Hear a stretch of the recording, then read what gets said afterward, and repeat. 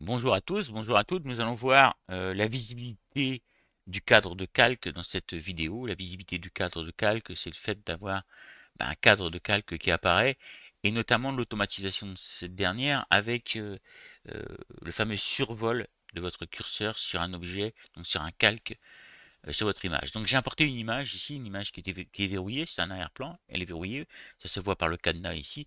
C'est une vidéo qui est plus pour les débutants, voir les gens qui ne savent pas comment gérer euh, cette sélection automatique, qui ne savent pas la supprimer. Voilà.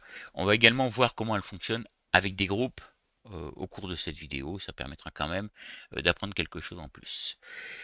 Alors, avant toute chose, et pour commencer cette vidéo, je vais importer une balle ici que j'ai présélectionnée. Hop, voilà, la balle est très grande, donc je vais la réduire. Donc je peux cliquer sur n'importe laquelle des poignées qui est là. Les petits carrés blancs, là, ce sont des poignées, on appelle ça des poignées. Que je clique ici, ici ou là, c'est exactement la même chose. J'aurais pu cliquer là, vous l'aurez compris, c'est exactement la même chose. Je la mets à une taille plus respectable, disons-nous, dirons-nous, pour qu'on voit, tout simplement, hein, parce qu'on va pas faire un photomontage. Donc là, finalement, c'est pour qu'on voit bien le fond, c'est tout. Donc voilà, une fois que c'est fait, je peux cliquer sur valider, ce qui finalement, en soi-même, ne sert pas à grand chose. Remarquez que j'aurais pu également appuyer sur entrée. Ça sert pas à grand chose, disais-je, parce que je peux revenir prendre n'importe quelle poignée et continuer à agrandir ou rapetisser mon ballon, ou réduire du moins mon ballon. Voilà, je reclique sur valider ici, et ce que je veux faire, c'est supprimer la zone blanche. Donc si vous avez les dernières versions de Photoshop, vous avez cette fonction qui apparaît, supprimer l'arrière-plan. Hop, voilà. Maintenant, on voit ici, j'ai supprimé l'arrière-plan, on voit à travers, le blanc a disparu. Cependant, on sait que le blanc est existant et Photoshop, lui, ne l'a pas oublié. Alors, la visibilité du cadre de calque, c'est le fait de, quand on passe sur un calque, vous voyez, là, je vais sortir intégralement, et là, vous voyez, il n'y a absolument pas de sélection, il n'y a aucun cadre bleu. Lorsque, lorsque je survole simplement, vous voyez, hop, il y a deux cadres bleus qui apparaissent. Le premier, c'est la visibilité donc du cadre de calque, et le second, c'est pour m'indiquer où va être l'outil qui est actif sur mon calque. L'outil qui est actif sur mon calque à l'heure actuelle, c'est l'outil, donc si je vais dans l'édition, transformation manuelle ici. Si je clique, parce que là on a vu qu'il était gris, édition, transformation manuelle ici. Ok, c'est l'outil qui va vous activer automatiquement dès que vous allez importer une image, comme je viens de le faire en faisant tout simplement glisser l'image sur votre arrière-plan. Voilà. Donc une fois que ça c'est fait, moi j'aimerais bien dupliquer ce cadre pour en avoir deux, pour qu'on ait deux calques ici. On remarque que lorsque je passe ici, comme ça, hop, je passe dessus ici, au niveau des calques, il y a également la présélection qui se fait. Alors on n'a pas les poignées, c'est de la présélection simplement. Je vais dupliquer ce calque. Alors pour dupliquer ce calque, beaucoup ont du mal à dupliquer d'ici, puisque ce qu'ils font, ils vont cliquer ici par exemple, et puis là, il n'y a pas la fonction de dupliquer. Donc on va venir ici sur la zone grise, souvenez-vous-en, et là vous allez pouvoir choisir dupliquer le calque.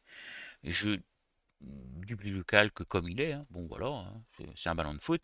Et là, je ne sais pas où il est, où est-ce qu'il est mon ballon.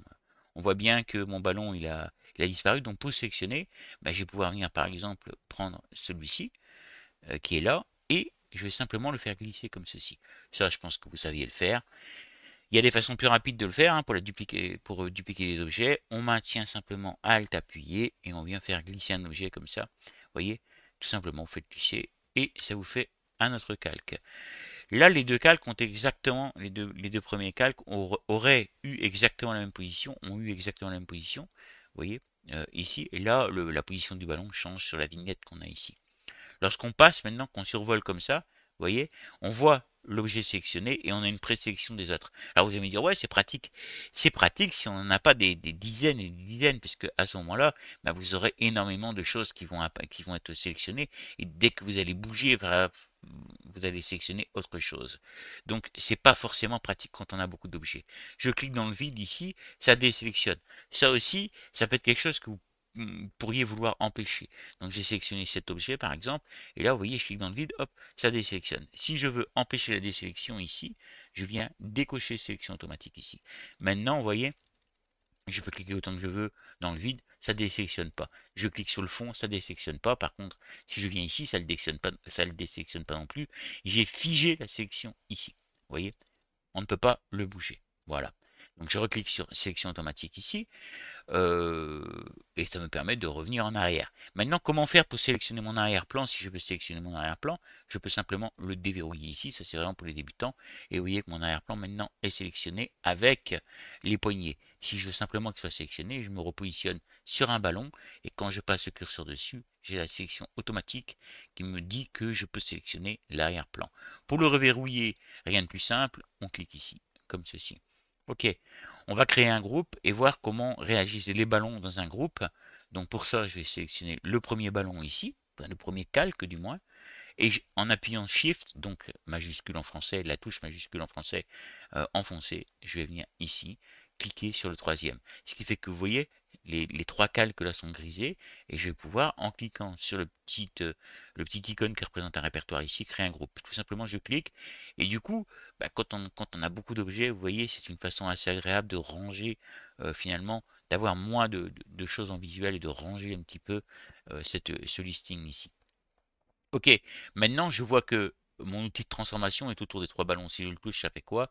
Il réduit les trois ballons. Maintenant, si je veux réduire ce ballon-là, je dois venir le sélectionner. Pour le sélectionner, je peux ouvrir le groupe ici et venir essayer de le trouver comme ceci. Vous voyez, il est là, je le sélectionne et maintenant, je peux le réduire simplement. Je reviens en arrière, ici, groupe. Alors, ce sont des choses simples, mais des choses que certaines personnes ne connaissent pas. Et maintenant, je peux venir directement à partir de là, le sélectionner. Parce que vous voyez, j'ai la sélection automatique, même dans un groupe. Mieux que ça, il va m'ouvrir le groupe. Vous voyez, quand j'ai beaucoup de groupes, il va donc trouver le groupe. Si jamais j'en avais plein, il va trouver le groupe et me l'ouvrir automatiquement. Donc, je sélectionne. Il est positionné sur mon groupe. Et maintenant, je peux uniquement réduire ce ballon-là. Voilà, ce sont des choses assez simples, mais ce sont des choses qu'il faut savoir. Maintenant, si je ne veux pas de cette sélection, si je veux pas que quand je passe comme ça sélectionne automatiquement parce que justement j'ai trop d'objets, chaque plante est un objet, etc. Donc quand je passe ça me met des écrans, des encadrements bleus partout, vous voyez, j'aurais pu avoir ce genre de choses. Ça me met vraiment, ça va pas. Comment est-ce que je peux faire? Je viens ici sur la petite molette, ici, clac, et je clique oui dessus et je uncheck, enfin j'enlève ici afficher les limites de calque en survol et afficher les limites du survol à partir des calques. Voilà. Maintenant, ça ne fonctionne plus. Vous êtes obligé de cliquer sur l'objet. C'est-à-dire qu'il faut avoir le visuel de l'objet. Vous êtes obligé de cliquer. Ou alors, vous venez ici. Alors, remarquez également que ça ne les sélectionne plus quand je passe mon curseur, quand je survole le groupe de calques. Mais là, je peux cliquer par exemple ici et cela me sélectionne le ballon pour me dire ce calque-là correspond à ce ballon-là. Je peux également cliquer là pour savoir que ce calque est ce ballon, ou ce ballon est ce calque. Enfin bon bref, vous avez compris la manip. Donc ça peut être pratique quand on a vraiment beaucoup d'objets, mais en règle générale, si vous débutez, je vous conseille quand même de le garder. Il y a autre chose que vous pouvez faire, c'est demander également dans la sélection ici, plutôt que du calque, demander à sélectionner les groupes. C'est-à-dire que maintenant, si je réactive ici afficher les limites et afficher les limites de survol, vous allez pouvoir afficher les groupes. Vous voyez, il me sélectionne le groupe intégral. Et si je défais ici, par contre, vu que l'objet est seul, il le considère non pas comme un groupe, mais comme un objet qu'il peut sélectionner. Donc il me propose quand même de le sélectionner. Et si je clique, j'ai effectivement les poignées. Je pourrais donc réduire cet arrière-plan si je le voulais. Voilà. Alors j'espère avoir été clair dans mes explications. C'était pas quelque chose de très compliqué, mais c'est quelque chose qu'il faut connaître. Euh, donc là, ça c'est une validation pour dire bah, je suis OK sur la taille parce que j'ai bougé un petit peu l'arrière-plan. Voilà. Donc j'ai cliqué. J'espère que j'ai été clair. N'hésitez pas si vous avez des questions à poser des questions. C'est pas une vidéo qui a une grande utilité, mais ce sont quand même des choses qu'il faut savoir. Et comme dans toutes mes vidéos, j'aime bien commencer par le départ et expliquer clairement les choses. Merci d'avoir regardé la vidéo. À très bientôt. Bye bye.